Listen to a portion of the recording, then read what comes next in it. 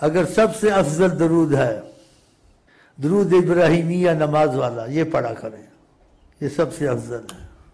اور اس کے بعد سب سے افضل ہے تو صلی اللہ علیہ وسلم، یہ طریقت کی طریقے سے رسول پاک سے بات آئی ہے، یہ سب سے افضل ہے، کسی کے نزدیک ہو یا نہ ہو۔ ہمارے سلسلے میں آقا جی نے اس کو جاری کیا ہے، قبول کیا ہے، آقا جی نے قبول کیا، اس کا بہت اثر ہے۔ تو سلسلے میں شیخ کے ساتھ اندھا ہو کے چلے تاکہ فائدہ اٹھائے۔ تو اجازت مثلا نہ بھی ہو، خدا نے کہا درود پڑھو، خدا نے نبی کریم نے کہا پڑھو، وہ اجازت ہی اجازت ہے، لیکن سلسلے سے جو اجازت ہوتی ہے تو ان کی زبان سے اجازت ہوتی ہے، اس کا اثر زیادہ ہوتا ہے، یہ راز ہے اس میں۔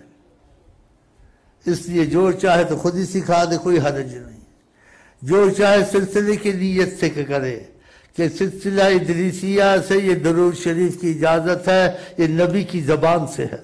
اگر آپ کو خدا توفیق دے سارے پاکستان میں پھیلاؤ کہ سلسلہ ادریسیہ سے نبی کی زبان سے یہ آیا ہے، تو پھر ان کی زبان کی برکت تو ہماری تمہاری زبان کی برکت زمین آسمان کا فرق ہوگا نہیں ہوگا۔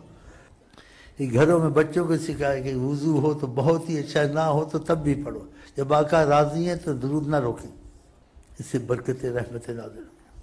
یہ کالجوں میں استاد سکھائیں، سارے پاکستان کو اجازت ہے کہ کچھ نہیں تو صلی اللہ علیہ وسلم، کہ صلی اللہ علیہ وسلم فقط پڑھ لو۔ صلی اللہ علیہ وسلم نبی کریم نے اختیار کیا۔